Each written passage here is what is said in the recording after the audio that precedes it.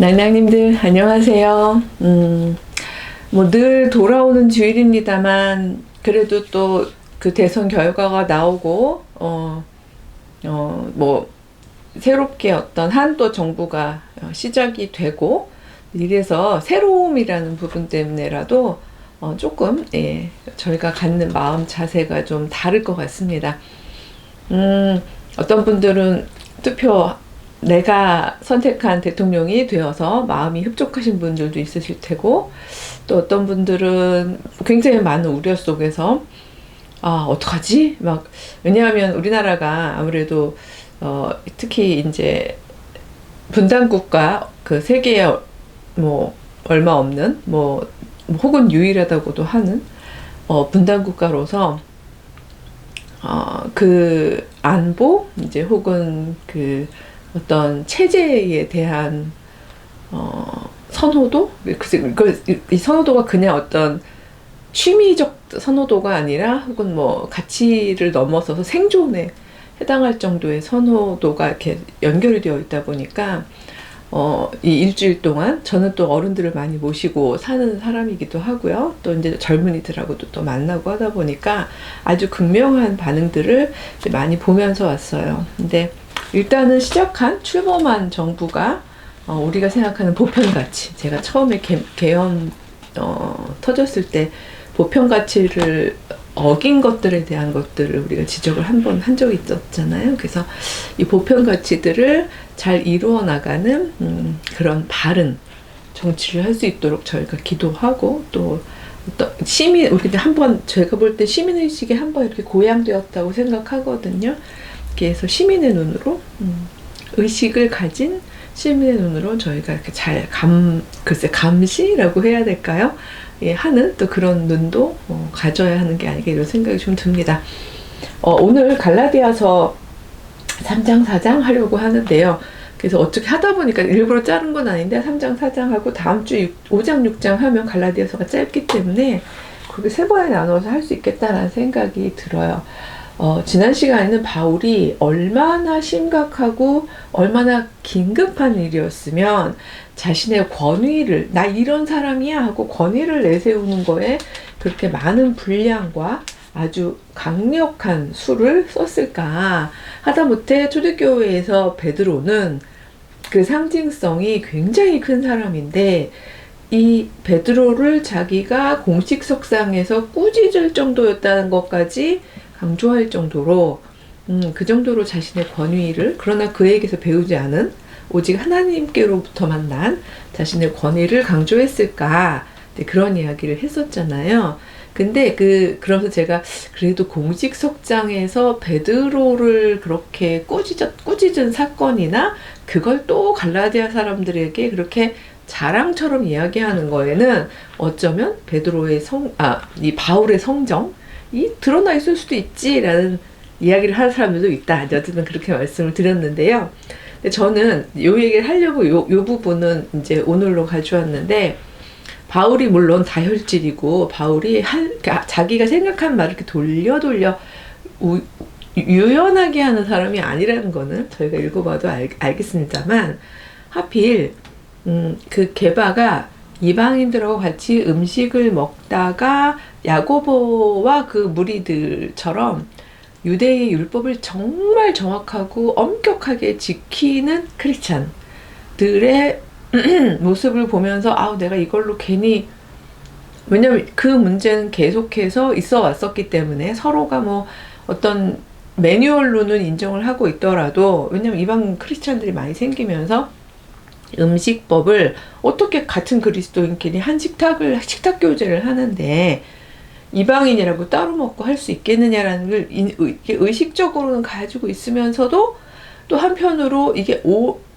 사는 동안 계속 그 체화되어 있는 그 관습 있고 습관이었던 사람들한테는 그리고 또 아주 초기 교회의 많은 구성원들이 이스라엘 사람들인 상황에서는 이스라엘의 음식법에 따라서 계속 이렇게 식탁 교제를 했을 거거든요. 근데 이게 참 그래요. 뭐 보면은 예수님도 어찌 의롭지 않은 사람들하고 그러니까 같은 이스라엘 사람들끼리요. 의롭지 않은 사람들하고 먹고 마시냐 이거 가지고 난리가 났었는데 이제는 그렇게 흉을 당하던 사람들이 그쵸? 저 사람들하고 어울리지 예수는 이랬던 그 어울림 당했던 사람들이었는데 본인들이 유대인이라는 이유 하나만으로 이제 본인들은 갑자기 의로운 사람들을 식탁에 초대될 수 있는 당연한 사람들로 예수님께서 그렇게 품으셨기 때문에 가능한 건데 이제 그렇게 여기면서 이제 이방인들을 향해서는 저 사람들하고 어떻게 어울리지? 이렇게 이제 바뀌는 상황인 거잖아요. 그러니까 어이가 없죠. 우리까지만 들어오고 문 닫아 뭐 약간 이런 느낌의 이제 그런 방식의 응시가 아무래도 있었던 상황이었는데 그 상황을 자기가 보면서 이거 예수께서 다 이렇게 문을 열어주신 부분에 대해서 그렇게 문을 닫는 것이 옳지 못하다는 걸 얘기했다라는 거를 얘기한 거죠. 그거는 이중의 목적을 가지고 했던 것 같아요. 저는 바울이 내 사도권이 베드로의 사도권보다 낫지 않다. 하나님으로부터 온 것이다 하는 부분에 대한 것을 강조하기 위한 것도 있고요. 두 번째는 이제 3, 4장의 논의하고 연결이 되는 건데 왜냐하면 이 음식법도 하나의 율법의 가이드라인이잖아요. 그래서 우리는 율법 이후의 삶을 사는 사람들이다. 그리고 이 이야기는 갈라디아 사람들한테 하는 것이 굉장히 중요한 상황이다 보니 이 이야기를 일종의 한 돌 하나로 두 마리 토끼 잡는 것처럼 이 하나의 에피소드를 통해서 두 가지 목적을 이루려고 한 게 아닌가라고 생각을 해요. 그렇게 생각을 하게 된 근거는 3장, 4장을 보면 알 수 있는데요. 이미 2장 후반부에 우리 되게 유명한 부분들이라서 한번 쭉 19절부터 끝까지를 제가 우선 읽어보자면 우리 낭낭님들은 너무 익숙하게 들었을 내용들이에요. 내가 율법으로 말미암아 율법에 대하여 죽었나니 이는 하나님에 대하여 살려 함이라. 내가 그리스도와 함께 십자가에 못 박혔나니 그런즉 이제는 내가 산 것이 아니요 오직 내 안에 그리스도께서 사시는 것이라. 이제 내가 육체 가운데 사는 것은 나를 사랑하사 나를 위하여 자기 자신을 버리신 하나님의 아들을 믿는 믿음 안에서 사는 것이라. 내가 하나님의 은혜를 패하지 아니하노니 만일 의롭게 되는 것이 율법으로 말미암았으면 그리스도께서 헛되이 죽으셨느니라. 지금 이 부분 정말 저희가 너무 많이 들었고 특히 개신교 신학에 있어서는 이건 정말 핵심이 되는 기조이죠. 물론 뭐 카톨릭 신학도 이 부분을 배제한다는 건 아닌데 가톨릭 신학이나 동방 그 정교회 신학으로 들어가 보면 이 그리스도를 해석하는 부분에 있어서 조금 그 다른 신학적 의견들이 있고요. 이걸 필리오케라고 해서 제가 유튜브를 찍기 전에 이 연도수를 확인했어야 되는데 만약 틀렸으면 댓글로 정정할게요. 요즘에는 눈 뜨고 일어나자마자 이렇게 막 유튜브를 찍다 보니까 제가 불성실한 게 아니라 그런가요? 이게 하나씩을 다 저 대본 없이 하는 거 아시잖아요. 그러다 보니까 이렇게 얘기하고 싶을 때 이렇게 막 딱 나왔는데 그랬나 하고 여기서 지금 뭐 제가 구글링하고 찾고 하기가 죄송해서 그냥 시작을 하는데 맞을 거예요. 근데 이제 가끔씩 연도수 같은 거나 뭐 혹은 글자나 뭐 이런 게 조금 하나씩 틀리는 게 있으면 아래다가 정정하기로 하고요. 이거는 아들로부터 라는 라틴어이죠. 근데 이 논쟁, 이거를 이제 필리오케 논쟁이라고 하는 이유가 여기도 이미 나와 있습니다만 이제 이 바울도 이미 여기에 그리스도께서 내 안에 그리스도께서 사시는 일 이렇게 되어 있잖아요. 그러면 요거 사실 가게 되면 또 기독론이 되는데 아주 짧게만 말씀드리면 제 안에 이게 그래요. 예수 그리스도라고 한 건가요? 그리스도라고 한 건가요? 아니 예수가 그리스도시니까 그리스도라 그럼 당연히 예수 그리스도죠. 저희는 당연히 이제 그렇게 얘기를 합니다만 예수는 어떻게 말하면 인간의 이름이라면 그리스도는 신의 이름이다. 이거 한번 저희가 기독론에서 한 적이 있었잖아요. 근데 예수께서 그리스도가 되셨다. 이런 표현을 쓰잖아요. 근데 이 그리스도의 영, 즉 이거는 되게 영적인 부분인 거야.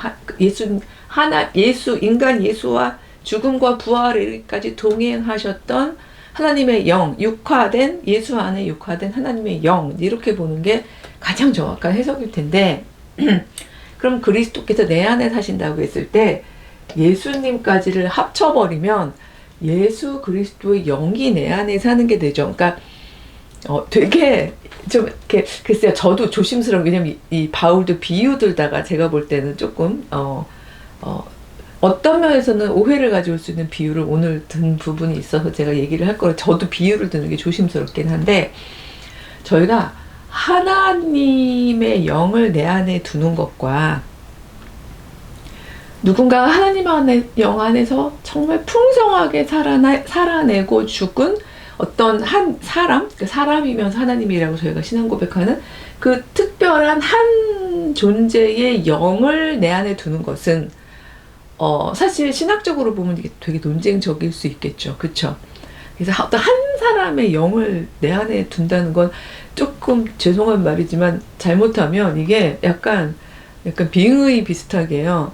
어떤 특정한 영을 내가 내 속에서 이야기하고 안에 거주하면서 살아가는 것 같은 느낌이 드는 거죠. 근데 물론 예수 그리스도의 영은 다른 영하고는 다르죠. 다른 인간 영하고는 다르죠. 그렇지만 이게 예수 그리스도의 영이냐, 하나님의 영이 예수님하고 육화된 삶을 함께 살아가셨냐, 요건 굉장히 신학적으로 논쟁이 되는 거고, 그래서 한 회를 다룬 적이 있었죠. 몇 회였는지 제가 기억이 안 나는데, 이 문제는 지금까지도 사실은 신학적으로 되게 중요한 논쟁이고, 이게 그냥 단순히 어떤 단순한 이렇게 형이상학적 논쟁의 문제가 아니라 우리가 어떤 존재인가, 우리는 어떤 자세로 살아가야 되는가, 이런 거에 대해서 영향을 미치기 때문에 되게 중요한 논쟁이 되는 거죠. 근데 이 논쟁이 꾸준히 있어 왔고, 이 논쟁이 결국은 터져버리는 게 1054년이면 11세기 중반이잖아요. 교회가 어느 정도 다 제도적으로 확립이 되고 난 다음인데, 이때까지도 해결이 안 되면서, 이게 아들로부터가 왜 그런가 하면은, 원래 합의가 볼 때는 성령 말이에요. 성령은 기본적으로 하나님의 영이다. 그쵸? 그러니까 아버지로부터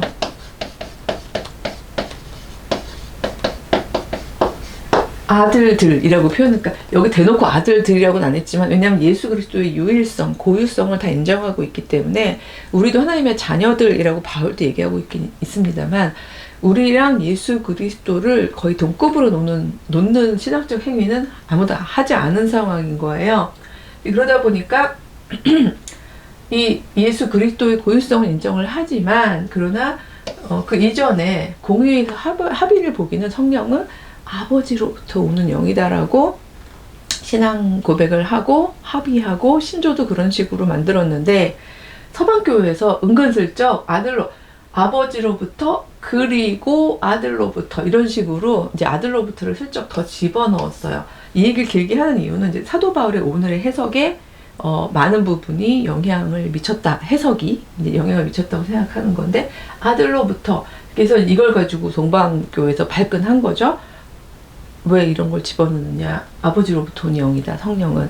그래서 만약에 그리스도를, 오늘 이제 그리스도가 많이 나오기 때문에 그런데요, 그리스도를 만약에 동방 전통처럼 아버지로부터 와서 예수라는 그 당시에 특정한 정말 경건한, 그리고 하나님을 사모했던 한 인간 안에 육화되어서, 인카네이션이죠. 육화되어서 정말 하나의 연합체가 되어 끝까지 살고 부활까지를 동참했던 그 영을 그리스도라고 이야기한다면, 그렇다면 그 그리스도는 아버지로부터 온 육화된 영이라고 얘기할 수 있는 거다라고 이제 볼 수 있는 게, 만약에 동방 전통이라면 뗄 수 없다. 그 영은 아들의 영이다. 사도 바울에도 보면은 그리스도의 영하고 아들의 영을 그렇게 크게 구별하지 않은 상태에서 계속 얘기를 하거든요. 근데 이런 부분이 나올 수 있었던, 그러니까 그래서 사도 바울이 잘못했어요. 절대 아닙니다. 사도 바울은 갈라디아서에서 이 얘기를 할 수밖에 없는 상황이었는데요. 그러니까 갈라디아의 우리가 상황 혹은 맥락을 저희가 충분히 이해하지 못하고 이거를 좀 얇게 해석할 때 이런 논쟁도 생기고 막 교회가 갈라지기도 하고 이런 일이 생긴다는 말씀을 드리려고 잠깐 이 얘기를 한 건데, 왜냐하면 여기에 지금 그리스도께서 헛되이 죽으셨느니라고 했을 때 이 그리스도는 예수 그리스도이잖아요. 그러니까 바울도 예수 그리스도를 어떨 때는 예수 그리스도 혹은 그리스도 이런 식으로 예수 그리스도 아예 붙여서 예수 그리스도 계속 얘기했으면 선명한데 이거를 그렇게 하지 않다 보니까 이제 이런 후대의 해석도 나오게 되는 것 같습니다. 중요한 건 여기서 정말 중요한 건 제가 기독론으로 안 가고 믿음이냐 율법이냐 이제 요 얘기를 하는 게 더 중요한 부분이기 때문에 여기 기독론의 여지가 있는 부분들을 제가 찾을 수밖에 없긴 했지만 눈으로 볼 때 오늘은 요 얘기를 조금 이제 해보려고 하는 겁니다. 3장부터 본격적으로 이 얘기를 들어가는데요. 어리석도라 제가 이상하네. 어리석도다 갈라디아 사람들아 이제 이렇게 됐어요. 야 이 바보들아 막 그러네. 너무 세죠? 갈라디아 사람들아, 예. 혹시 기억나시는지 모르겠어요. 갈라디아 언젠가 뭐 무슨 얘기하다가 제가 이 박사님 께서 이쪽 부분을 연구하시면서 가르, 게르 뭐 이런 말에서 갈라디아가 그 이방인들의 땅 이런 의미라고 이제 해석을 하는 이야기를 한번 소개해드린 적이 있었는데, 그렇다면 이 갈라디아는요 유대인들이 많을까요? 아니면 유대 율법을 전혀 들어본 적이 없는 이방인들이 많을까요? 만약에 그 해석에 따른다면 그리고 여기도 보면 이 갈라디아서 보면 사도 바울이 되게 그 히브리 전통, 히브리 경전 즉 구약이죠. 우리가 알고 있는 구약 전통을 많이 가져와서 예를 들면서 막 얘기를 해요. 그럼 이거를 1차적으로 생각하면 갈라디아 사람들은 이방인들이긴 하지만 유대 전통에 굉장히 익숙한 사람들이구나 이렇게 생각할 수도 있죠. 그래서 혹은 이방인들보다는 유대인들이 훨씬 더 많이 살고 있겠구나까지도 생각할 수도 있는, 그래서 유대 전통에 너무 익숙한 사람들이구나라고 생각할 수 있는 해석의 근거도 있지만, 저는 우리나라를 좀 생각해 보면 우리나라 예를 좀 들어보면 또 하나 다른 해석이 가능한 게 유교 경전이요. 그러니까 유학 사상이라는 건 중국에서 만들어진 거죠. 그러니까 우리 게 아니란 말이에요. 그러니까 우리 게 아니니까 그건 버려 이런 얘기가 아니라, 근데 이게 특히 조선 시대에 우리나라의 이제 하나의 정치적 이념이 되고 사회 상황에서도 굉장히 완전히 하나의 생활 경륜이 되고 난 다음부터는 오히려 중국보다도 우리가 훨씬 더 엄격하게 지키려고 노력했던 흔적들이 너무 많잖아요. 그래서 중국의 유교 사상은 오히려 좀 다양해지고 조금 더 말랑말랑해지고 확산되어 가는 반면에 우리는 받았을 때 그 상태의 유교, 특히 이제 정쟁 속에서 주희 사상, 신유교 중에서 주희 사상에 그것만을 정통이라고 여기면서 그 근거만을 가지고 막 이제 그 어떤 정통성을 이야기하는 그런 모습들이 있었거든요. 근데 그거에 비추어 얘기를 해보자면 제 얘기는 이 갈라디아 땅이 오히려 전혀 유대교적 어떤 율법적 베이스가 없는 사람들로 그 교회가 구성이 되어 있고, 다만 거기서 가르침을 하는 주로 가르치고 얘기하는 사람들이 그러니까 이방인이 아니라 그 디아스포라 유대인, 그쵸? 이방 땅에 살고 있는 유대인들이거나 아니면은 그 이제 예루살렘 선교적 마인드를 가지고 와 있는 유대인이거나, 주로 이제 초반에 가르침을 전했던 사람들이 많은 사람들이 유대인이다 보니까, 혹은 또 유대인에게서 가르침을 받은 사람들도 전달했을 수도 있고요. 그러다 보니까 율법적인 부분을 완전히 다 정리하지 않은 상태에서, 혹은 그 부분이 되게 중요하다고 생각해서 그것하고 같이 섞어서, 그래서 지난주에 보면은 가만히 들어왔다라고 표현을 했는데 의도적으로 그렇게 들어왔다고 볼 수도 있지만 본인들의 삶 속에 너무나 체화되어 있는 거라서 분리되지 않은 상태에서, 할례 같은 것도 그렇잖아요. 난 당연히 받은 거고, 할례를 했던 그 유대적 맥락이 다른 사람들하고의 구별의 맥락이었고, 정말 믿음으로 그런 행위를 했던 상황을 생각한다면 그거는 뭐 믿음하고 다르지가 않잖아 라고 생각했던 그러니까 유대 전통을 알고 있는 크리스찬들, 유대 전통에 젖어 있는 크리스찬들 입장에서는 그런 얘기를 할 수도 있는 거죠. 근데 이런 얘기를 하다 보니까 어떤 위험성이 생긴 건가 하면 할례를 받느냐 안 받느냐 문제가 아니라 이 기독교인들의 정체성 혹은 기독교인이 된다는 것, 즉 그리스도인이 된다는 것의 의미가 결국은 율법을 얼마나 잘 성실하게 이행하느냐로 변질되어가는 굉장히 크리티컬, 아주 정말 크리티컬, 예, 아주 이건 지금 비판적인 게 아니거든요. 근데 그 단어가 지금 생각이 안 나서 정말 아주 절체절명의 상황이에요. 이게 잘못하면 예수님이 헛되게 돌아가니까 십자가가 필요 없어지는, 왜냐하면 왜 십자가가 필요하겠어요? 율법대로 살아서 의로워지는 거고 율법대로 살아야지 하나님께서 우리를 의롭다고 여기시는 거라면 뭐 그 과정 중에 정말 율법을 따라서만 가능하다면 전혀 십자가가 상관이 없는 상황. 도대체 우리가 여지껏 전한 게 뭐가 되지? 라는 굉장히 크리티컬한 상황인 거죠. 이걸 생각한다면 저희 입장에서는, 그러니까 저희가 생각할 때 바울이 그래서 이 절체절명의 거를 얘기하기 위해서 앞에 그렇게 자신의 권위를 내세웠구나라는 걸 알 수도 있어요. 근데 이렇게 해석하고 나면 갈라디아는 이방 땅이고 그 안에는 유대인들은 아니고 유대 율법을 잘 처음부터 체화된 건 아니지만 이게 완전히 이렇게 합쳐진 패키지 형태로, 이거랑 비슷한 거예요. 우리나라에 기독교가 들어올 때 기독교의 본질만 들어온 게 아니라 서양발 기독교가 들어오잖아요. 그러니까 교회에서도 막 파이프 오르간이나 막 피아노로 쳐지는 예배는 너무 경건한 예배이고, 이거는 솔직히 그들의 악기인 거잖아요. 근데 북이나 꽹과리 치면 왠지 잡신 내려올 것 같고, 이렇게 생각하는 우리의 마인드도 서양발 기독교가 이렇게 섞여서 들어온 것들 중에서 본질하고 서양 껍질하고 해체를 못해서 생겨난 이런 일들이잖아요. 그러니까 뭐 예배 시간에 피아노 치면 안 되요라는 얘기가 아니라 자유로워질 수 있는 거죠. 그걸 알고 나면. 근데 여기 갈라디아 사람들도 이 유대교적인 어떤 율법을 따르려는 이들의 이 경건함과, 저는 이건 경건함이라고 생각하는데, 이것과 예수 그리스도께서 죽기까지 이 믿음을 통해서 우리가 하나님으로부터 의로움을 얻는다는, 바로 이거를 섞어놓은 거를 가지고 패키지로 가지고 가다 보니까 이거를 본인들도 해체를 못했을 뿐만 아니라 이 상태로 여기다 이렇게 전달하게 되면, 이러면 이거 처음 듣는 사람들 입장에서는 이 패키지라고 생각을 안 하고 이 자체가 복음이라고 생각하기가 쉽죠.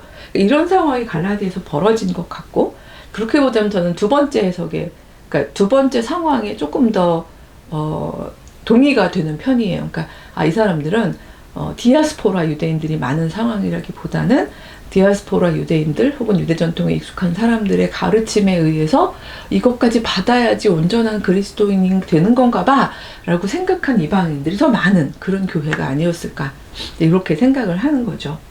그래서 이 부분에 대해서 바울이 깜짝 놀라가지고, 어머 그거 아니야, 너희들 그렇게 믿으면 십자가는 정말 완전히 아무것도 아닌 게 돼버리는 거야, 이런 이야기를 하게 되는 거죠. 그래서 어리석다 갈라디아 사람들아 라고 얘기를 했고, 예수 그리스도께서, 여기서 예수 그리스도께서 정확하죠.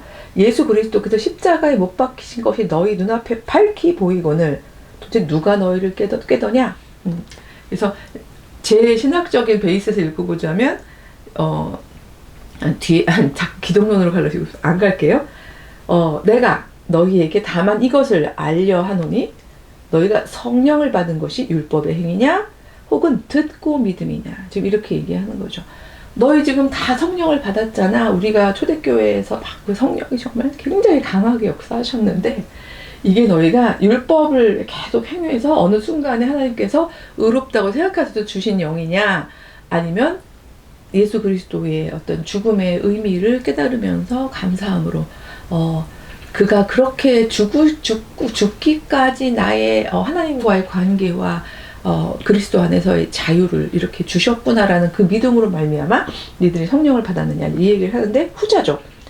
그러니까 진짜 너희들 너무 어리석구나. 성령으로 시작했다가 이제는 육체로 마치겠느냐? 그러니까 그렇지 않아요? 제일 어이없는 게 시작이 좋았는데 끝이 어이가 없어지면 진짜 그게 뭐 끝이 육체가 되면 어이없음도 어리석음도 어리석음이지만 이런 게 2단, 사상으로 좀 2단 끝이 달라지는 게 될 수가 있는 거죠. 근데 그러면서 여기 이제 두 가지의 어떤 그 유대 전통에서의 이 이야기를 할 수 있는 것들을 끄집어내는데, 첫 번째 아브라함을 끄집어냅니다. 왜냐하면 이 사람들이 많이, 제가 이제 두 번째로 보겠다고 했었잖아요. 이제 갈라디아 교회는 말하자면 아브라함을 자기들의 조상이라고 생각하는 사람들이 아닌, 예. 그런데 아브라함 얘기는 많이 들었을, 예, 패키지로 따라왔으니까요. 그 사람들한테 이미 알고 있으니까 아브라함이 누군지 아는 거죠. 저희도 뭐 공자, 맹자, 대학, 중용 뭐 이러면 이제 막 그런 얘기를 다 들었기 때문에 공자, 와, 그러면 이제 우리랑 아무런 혈연 관계가 없어도 아는 것처럼 아브라함 얘기로부터 시작을 하는데요. 아브라함이 하나님을 믿은 것, 그것이 모세가 율법을 받기 이전이죠. 그렇죠? 그럼에도 불구하고 아브라함은 어떤 약속을 받습니까? 다시 막 저희가 창세기 12장으로 뭐 막 가면 너무 길어질 것 같은데 멈추시고 창세기 12장 다녀오셔도 돼요. 거기 가보면 아브라함이 받은 복은 너와 너의 자손만 완전히 내가 선택해가지고 너희들을 이뻐할 거야, 이게 아니라 아브라함이 복의 근원, 그러니까 물론 자손이 많아진다는 이야기도 하지만 복의 근원으로 선포가 되고, 그 다음에 아브라함과 아브라함으로, 아마 저는 이제 그 이제 히브리 사람이라는 부분에 더 초점을 두어서 사회적으로 생존을 위해서 유리방황하면서 어느 공간에 들어갈 때 낯선 이로, 낯선 자의 자세로, 그러니까 자세를 낯선 자의 포지션으로, 위치로 토박이들의 땅에 들어가면서 살았던 사람이잖아요. 아브라함과 그의 자손들이. 근데 그렇게 살았던 그들이 정말 힘이 약하다고 함부로 하는 사람들을 난 저주할 거고, 정말 그러니까 내가 도와야 할 나 이웃이구나라고 생각하면서 감싸는 사람들을 내가 축복하겠다. 너를 통하여 정말 많은 사람들이 복에 이르도록 하겠다. 이런 축복이 있었잖아요. 그러니까 자손이 많아지는 것 플러스 너가 복의 근원이 되게 하겠다. 이런 이야기가 있는 약속이었는데, 그 약속이 선포된 그 시점이 모세가 율법을 그러니까 그 계시받아가지고 이제 율법대로 살라고 했던 거하고는 어느 게 먼저냐는 얘기를 하는 거죠. 예, 그러니까 사실 아브라함의 경우는 율법이 있지도 않았거니와 율법대로 또 화면 밖으로 사라져도 괜찮아요. 예, 이 비염이 심해서 이 정도면 저희 완전히 그냥 집에서 안방에서 같이 얘기하고 있는 사람처럼 요새 갖다 놨어야 되는데 그것도 까먹었어요. 그래서 그러니까 완전히 아브라함이 먼저죠. 어쨌든 그러니까 여기서 이제 왜 그 하박국 2장 4절이죠. 의인은 믿음으로 살리라. 아직 로마서 쓰기 전이니까 로마서에도 뭐 의인은 믿음으로 말미암아 살리라는 얘기를 다시 강조합니다만, 의롭다는 사람은 그 아브라함의 의를 뭐 보시고 뭐 이런 얘기와 여기다 해석을 많이 합니다만, 그러니까 율법을 막 정확하게 지키고 살았기 때문에 네가 의로워라고 얘기하는 게 아니라 그 하나님과 한 약속을 믿고 그 삶의 선택을 돌이켜서 그 믿음 하나로 첫 발을 내딛는 바로 그거 하나로 말미암아 살게 되는, 바로 그 부분이 있지 않느냐라는 이야기를 하는 거예요. 그러면서 제가 다시 도란을 오겠습니다만 19절, 3장 19절인데요. 율법이 무엇이냐?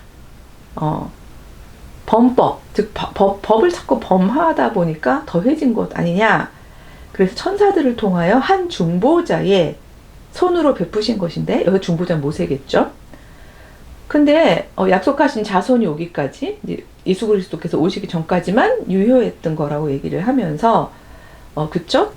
오히려 예수 그리스도께서 오셨으니 이제는 오시기 전까지만 유효했던 그 율법은 이제 기능을 다한 거라고 보는 거죠. 첫 번째는. 그러면서 예수 그리스도께서 와서 무슨 일을 하셨는지를 13절에 이제 나와 있는데, 제가 좀 약간 왔다 갔다 했는데요.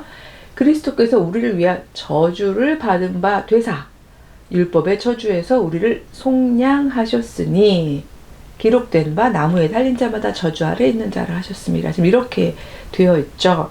그러니까 나무에, 그러니까 이 부분을 또 해석하면 지금 제가 자꾸 유혹은 아니고 기독론으로 가면 오늘 또 길어지고 또 포커싱이 잘못될 수도 있기 때문에 자꾸 이제 돌아오는 중인데요. 믿음과 율법, 즉 갈라디아의 상황으로.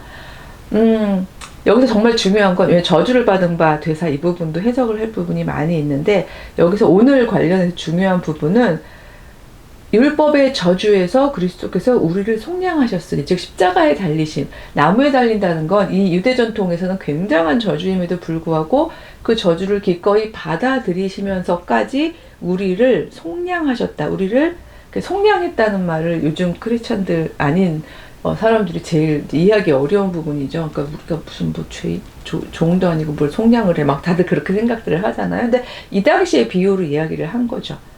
제가 늘 말씀을 드리지만 어떤 비유로 얘기하거나 은유가 가져오거나 그 당시의 상황으로 얘기한 부분에서 핵심을 봐야지 그 비유 자체까지 끌고 오면 되게 위험해질 수 있는 상황이 있는데, 근데 어쨌든 제가 자꾸 일로 오려고 그러는 거죠.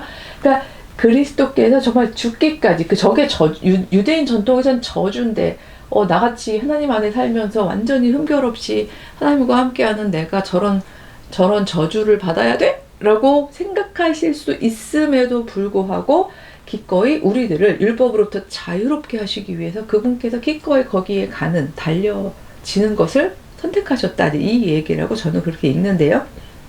그러면 예수님께서 죽기까지 거부하지 않으시면서 우리에게 주신 자유는 무엇이냐? 여기서 중요한 건요. 그러니까 물론 구원이 아니라는 얘기 되게 조심스러운데요. 여기서 십자가가 자꾸 나오는 거잖아요. 십자가에 대한 이야기. 왜냐면 율법으로만 의롭다 하면 되면 십자가 아무 소용이 없으니까. 십자가가 우리에게 준 여기서 정말 중요한 키워드는 자유예요. 자유. 율법으로부터의 자유이기도 하고요. 그 모든 인간적인 어떤 경륜, 규범 이런 것들로부터의 자유이기도 한 거죠. 이게 방종이라는 뜻은 절대 아닙니다. 근데 이게 너무 강조되다 보니까 이제 크리스찬들 중에서 조금 이 부분을 편리하게 활용하는 사람도 있습니다만 정말 중요한 건 이 자유죠. 자유이기 때문에 중세 말기에 또 다른 율법적인 교회가 만들어낸 율법들, 여기도 보면 율법을 더한다는 표현을 쓰잖아요. 더하여진 이런 식으로. 근데 또 중세 말기에 굉장히 많이 더해진 교회의 법들, 이런 것들로부터 자유한 그 근본적인 그리스도께서 주신 자유를 선포하게 되는 루터의 입장, 마르틴 루터의 경우에도 이 갈라디아서를 좋아하는 이유가 여기서만큼처럼 이렇게 그리스도의 자유를 강조한 장이 또 많지 않기 때문에 갈라디아서를 사랑했겠죠. 그러니까 너희는 자유인이야. 다시는 율법의 종이 되지 마. 이 이야기를 하는 거죠. 왜냐하면 잘못하면 여기 갈라디아서의 사람들이 이것도 하고 저것도 하고 하는 가운데에서 또다시 율법에 사로잡힐 수밖에 없는 상황이 되어지고, 말하자면 그런 거잖아요. 이렇게 선한 크리스찬이 되려면 이런 율법 다 지켜야 돼. 그래서 율법을 막 지키다 보면 그 너는 십자가는 뭐 어떻게 생각하는 거냐? 예수님이 도대체 왜 돌아가신 거냐? 이런 상황이 된 거죠. 그래서 그 얘기도 먼저 해요. 그러니까 아브라함의 약속이 먼저다. 율법보다. 오히려 율법은 그 믿음대로 살지 못한 사람들, 자꾸 범법하는 사람들 때문에 나중에 후에 더해진 거지. 이 얘기는 그 얘기죠. 믿음이 먼저였다. 그쵸? 율법은 나중에 더해진 거지. 그거는 어떤 면에서는 가장 더 근본적인 건 아니다. 이런 얘기를 한 거고, 두 번째 근거로 얘기하는 것 중에 하나는요. 24절인데요. 율법은 우리를 그리스도께로 인도하는 초등교사. 이 초등교사는 그러니까 되게 엘리멘터리한, 되게 기초적인, 기본적인 걸 가르치는 교사라는 뜻이죠. 가 되어 우리로 하여금 믿음으로 말미암아 의롭다함을 얻게 하기 위함이라고 되어 있는데요. 이 초등교사를 이 새한글 성경에서 뭐라고 번역했나 봤더니요, 돌봄교사라고 했더라고요. 돌봄교사. 그러니까 사실 초등교사, 돌봄교사는 더 오히려 이렇게 약간 더 은혜로울 것 같은데, 이 율법은 되게 무섭잖아요. 근데 어떤 면에서는 이 전근대 가부장제 안에서 표현하는 단어인 것 같아요. 왜냐하면 우리가 생각하는 돌봄은 이거 그랬어요. 잘했어요. 우리 누구 참 장해요. 막 이런 걸 돌봄이라고 생각하게 되는데, 이 전근대 가부장제에서의 돌봄 혹은 초등 뭐 이런 부분에 있는 건 어린이한테 엄청 엄격하게, 식탁 예절에서는 뭐 예를 들어서 음식을 입에 넣고 떠드는 거 아니야. 뭐 이런 거 있잖아요. 뭐 어른이 숟가락 드시기 전에 먼저 먹는 거 아니야. 뭐 약간 이런 식으로 이런 것들을 주로 많이 가르치게 되잖아요. 아마 이제 그런 차원에서 이 부분을 얘기를 하고 있는 거죠. 그래서 26절에 보면은 믿음이 온 후로 우리가 다 믿음으로 말미암아 그리스도 예수 안에서 하나님의 아들이 되었나니. 여기 이제 아들이라고 되어 있습니다만 새 한글 성경에서는 다들 뭐라고 아들, 딸, 그쵸? 이제 우리 아들, 딸이야. 아들, 딸이 되었어. 예수님만 하나님의 아들이 아니라 우리도 예수 그리스도로 말미암아 아들, 딸이 되었어. 그래서 이제 그 예수 그리스도와 함께 연합한 자는 우리는 모두가 다 하나님의 아들, 딸이야. 그러니까 아들, 딸이 누릴 수 있는 자유를 누릴 수 있는 거야. 우린 종이 아니야. 지금 이런 이야기를 하고 있는 거죠. 예. 그래서 4장 6절에 보면 그런 얘기가 있는 거예요. 너희가 아들, 딸이기 때문에 하나님이 그 아들의 영을 우리 마음 가운데 보내사, 아까 필리오케 기억나시죠? 요것 때문에 말씀을 드리는 거예요. 아들의 영이라고, 이게 아들의 영이야? 아버지의 영이야? 이제 이런 게 나오게 되는 거죠. 이제 바울의 경우에는 이제 아들의 영이라고 표현을 했는데, 근데 아빠, 아버지라 부르게 하셨느니라. 그러니까 이것도 저도 해석 가능하다 보니 이 유대 전통에서 하나님을 아빠라고 부른 말하자면 지도자는 예수님이 완전, 그러니까 뭐 해석해서 들어가면은 아주 없지 않겠지만 아예 대놓고 그 관계 설정을 아빠라고 이야기하고 다니신 분은이라고 해야 될까? 예수님이 처음이잖아요. 그러니까 관계 설정을 그렇게 하셨고, 이건 그러니까 하나님께서 아들을 보내셨다라는 건 우리의 신앙 고백이고, 인간 예수가 하나님을 아빠라고 부를 수 있는 그 친밀한 관계성에 대한 깨달음을 얻으셨고, 그 부분에 하나님께서 응답하셨다. 뭐 이렇게 보면 이게 이제 이렇게 가면 예수님이 세례받을 때, 세례받고 올라오실 때 이는 내 사랑하는 아들이요 뭐 기뻐하심을 입은 자다라고 하는, 여기서부터 아빠 아들의 어떤 동행이 시작됐다. 누군가는 그렇게 얘기하기도 해요. 신학자들 중에서는 이제 그렇게 얘기하기도 하고, 그러니까 그 이전, 그럼 12살 때 내 아버지의 집에 뭐 이거는요. 그러니까 계속해서 예수께서 가져오셨던 어떤 신앙적이고 실존적인 질문과 율법에 대한 묵상과 이런 것들이 나는 왕이 아니라 아빠인 것 같은데 죄송해요. 이렇게, 왜냐면 너무 그쪽으로 가서. 근데 그런 신학 전통도 있다는 얘기예요. 그래서 그런 것들이 드디어 하나님의 어떤 인정하심과 만나는 모먼트는 세례의 모먼트였다. 뭐 이렇게 보는 학자들도 많이 있어요. 그리고 그게 줄탁 동시처럼요. 이 아기 새가 막, 병아리가 이제 나오려고 막 하는데 엄마 새가 저긴가 봐 하고 부리로 쪼아주는 것 같은데, 그런 모먼트가 예수님의 세례 사건이었다. 뭐 이렇게, 저는 하나로 안 몰아가는 이유가 저희가 받은 이 경과 서가 있는 이 텍스트를 놓고 저는 끊임없이 기도하면서 계속 생각하는 거죠. 그렇죠? 그래서 그렇게 생각하시는 분들도 있다라고 이야기를 한 건데, 그렇게 보자면 바로 그 영, 근데 아들의 영이라고 한 거는 이제 그렇게 아빠라고 부르셨던 바로 그분의 영, 그러니까 그분의 그 확신, 그분의 삶의 선택, 이런 것들이 모두 다 우리에게 일깨움을 주는 바로 그 영, 그 영이 우리 마음 가운데 이제 오게 되는 거죠. 그러다 보니까 우리도 아빠, 아버지라고 부르지 않느냐, 이 얘기를 하면서 필리오케가 왜 나왔는지 아실 것 같죠. 이렇게 되니까 아버지의 영 아닌가? 아들의 영인가? 예, 그쵸? 그래서 내가 이후로는 종이 아니고 아들이다, 아들, 딸이다. 아들, 딸이라면 하나님의 유업을 받을 자인데 왜 이렇게 율법에서 계속 종노릇을 하느냐, 이 얘기를 하는 거죠. 그래서 믿음 먼저라는 것과 율법은 초등교사 역할만 하는 거지, 뭐가 초등교사? 뭐가 틀리고 맞고 어떻게 살아야 돼, 이런 걸 알려주는 것 뿐이지 그대로 살 수 있는 건 아니야. 예수 그리스도께서 오히려 그 죽으심으로 말미암아 기꺼이 우리가 하나님하고 관계 설정을 다르게 할 수 있게 하셨기 때문에, 저희가 사실 그러면 안 되지만 유치원에서 배운 대로 살면 참 이 세상이 얼마나 아름답겠어요. 그렇죠? 근데 그렇게 못 살잖아요. 그럼에도 불구하고 어렸을 때 밥상머리 예절이라고, 교육이라고 하는 그런 교육을 받지 않으면 아는 것과, 그쵸? 받은 것의 차이가 있는 것처럼 이런 부분들이 초기엔 필요했겠었겠지. 하지만 너희가 이미 그러니까 예수님의 십자가 사건 이후에 있던 사람들인데, 그래서 자유인인데, 중요한 구절이 나오죠. 이 3장 28절인데 너희는 유대인이나 헬라인이나 종이나 자유인이나 남자나 여자나 다 그리스도 예수 안에서 하나다, 이렇게 되어 있잖아요.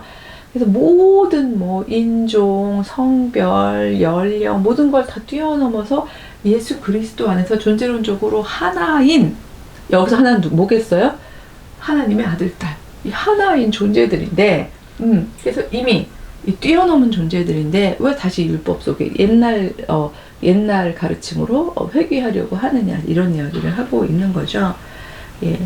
그래서 천박한 초등학문으로 돌아가서 종노릇하지 말아라 라고 얘기하면서, 제가 아까 얘기한 거는 딴 게 아니라 이제 아브라함 얘기도 했지만, 비유를 들면서 그러니까 하갈하고 사라 얘기를 해요.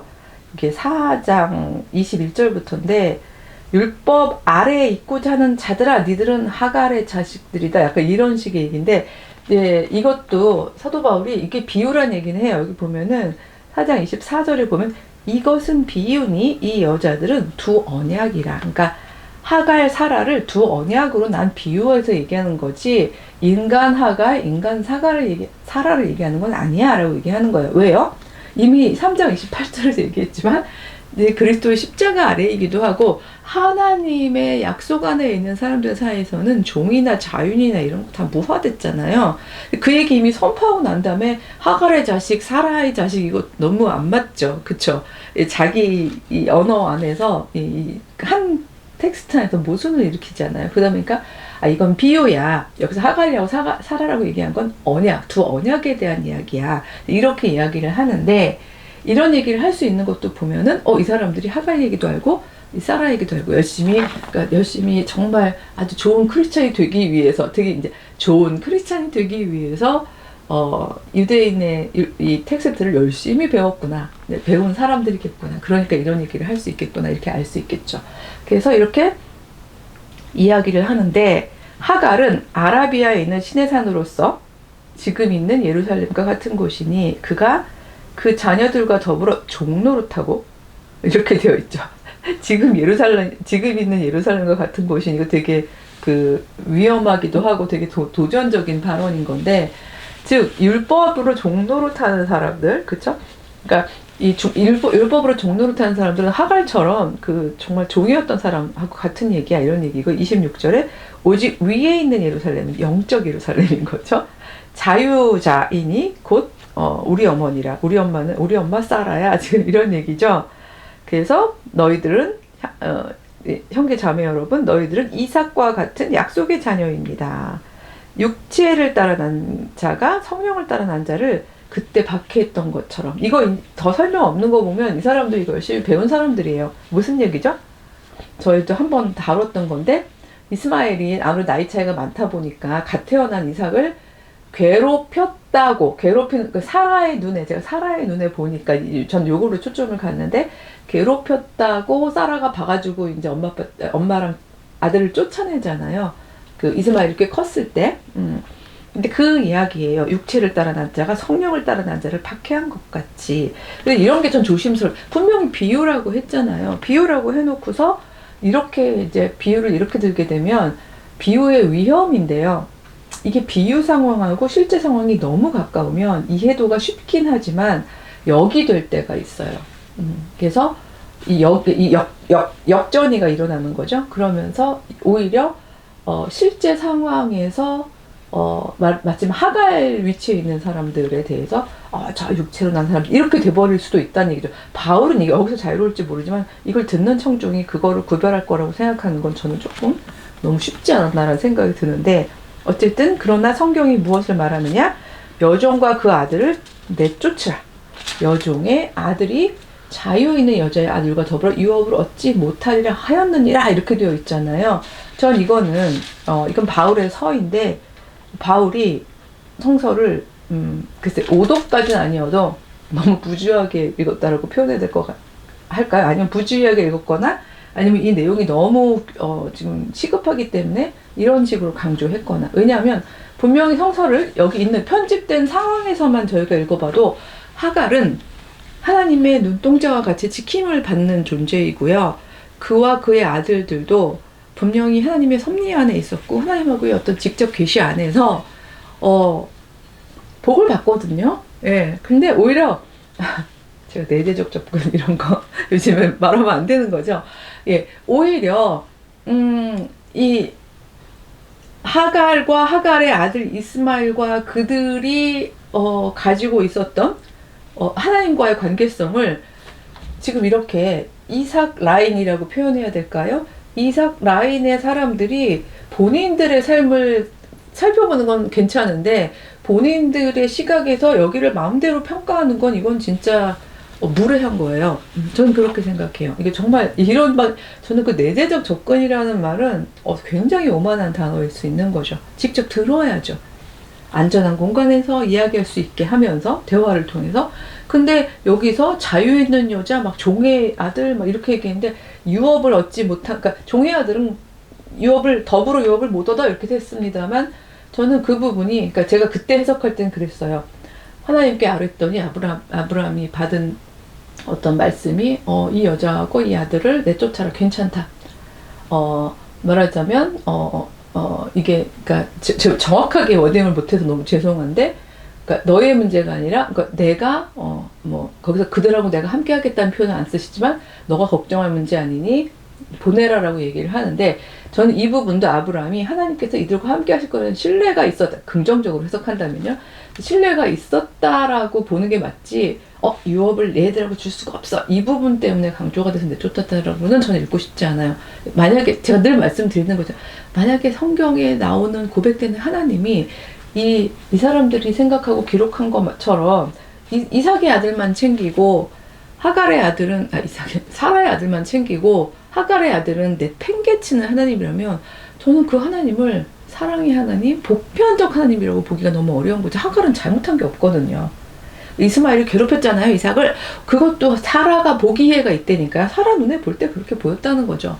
충분히 그럴 수 있다는 것도 아마 그때 길게 설명을 드렸었는데, 어쨌든 사도 바울은 저는 이 하갈과 사라의 비유는 긴급함은 알겠지만 좀 부주의하지 않았나, 조심스럽다는 생각이 좀 들었었어요. 예, 그리고 제가 조금 시간이 더 있으면 아브라함 들어올 때도 아브라함 비유도 조금, 그러니까 제가 읽는 핵심적인 부분보다는 비껴가 있는 부분을 좀 발견하긴 했었는데, 예, 뭐 그것까지 저희가 오늘 막 깊게 들어갈 건 아닌 것 같아서 다음에 또 기회가 있겠죠. 그래서 우리는 여종의 자녀가 아니요 자유 있는 여자의 자녀이니라로 4장을 끝내고 있어요. 그래서 저는 이게 너무 속상해요, 솔직히. 그러니까 물론 아주 쏙 들어오는 비유가 될 수도 있었겠죠. 그들에게는. 근데 이런 부분들을 이게 나중에 이제 맥락을 갈라디아서의 맥락을 잃어버리고 이게 성서에서 자꾸 이렇게 재현되고 자꾸 읽혀지다 보면 이게 만약에 어떤 특정한 공간을 가는 거기 막 출신 성분이 있고 막 이런 데면 오독 가능성이 너무나 있는 문장이 되는 거죠. 그래서 저는 제가 막 사도 바울, 저희 남편이 맨날 그래요. 제가 이건 사도 바울이 조금 부주의했던 것 같아 막 이런 얘기하면 네가 사도 바울보다 크냐? 막 이런 얘기는, 저는 제가 사도 바울보다 크다는 얘기 절대 아니에요. 그럴 리가 있겠어요? 저는 따라갈 수도 없어요. 왜냐면 사도 바울을 따라갈 수 없다는 얘기는 그가 가진 어떤 복음 전파의 열정과 저는 못해요. 저는 이번에 여름에 호주 쪽에서, 그러니까 오스트레일리아에서 무슨, 그 학술대회 및 약간 강의 요청이 들어왔는데, 제가 왜냐면 저는 이상하게 장소만 옮기면 아파지는 몸 자체가. 근데 오스트레일리아 한 번도 안 가봤거든요. 근데 물론 누군가 여행을 좋아하시거나 아니면 새로움을 좋아하시는 분들의 경우에는, 비행기 값도 주고 거류비도 주고 막 그러는데 스테이 할 수 있는 모든 걸 주는데 이 김에 오스트레일리아 여행 이러실 수도 있겠습니다만 저는 너무 못 움직이겠어요. 그러니까 이런 사람인데 바울처럼 정말 거기를 그렇게 1차, 2차, 3차 전도여행을 이렇게 다니면서 매 맞고 투옥되고 막 그러면서까지 복음을 전했던, 저는 그 바울의 발치도 세례 요한이 예수님 신들매를 풀 수도 없겠다라고 얘기한 것처럼 저도 진짜 사도 바울 발치도 못 쫓아가는 사람이에요. 근데 그럼에도 불구하고 전두엽은 활발히 발달을 해서라고 얘기해야 될까요? 전두엽만의 문제가 아니라 그럼에도 불구하고 묵상을 하다 보면 근데 이거는 사도 바울이 맥락은 알겠는데 이걸 탈맥락화했을 때 위험할 수 있는 부분이 있는데 라고 생각할 만한 문장들이 혹은 해석들이 있는 건 사실이에요. 근데 이 부분은 어떤 유한자가 하나님의 말씀을 전할 때 완벽하게 해석하겠어요. 저도 포함해서죠. 그래서 제가 늘 말씀을 드리잖아요. 이것은 제가 너는 어떻게 읽느냐라는 예수님의 초청과 이제 하나님의 영이 저와도 함께 소통하신다는 그 믿음 속에서 열심히 배운 바 안에서 그 말씀을 드리는 거죠. 그래서 저는 이 하갈 사라 막 이런 얘기로는 안 해줬으면 좋겠다는 그냥 그 더구나 종의 아들, 여주인의 아들 이런 것도 이것도 정말 너무 시대에 이제 벗어난 이야기인 거고요.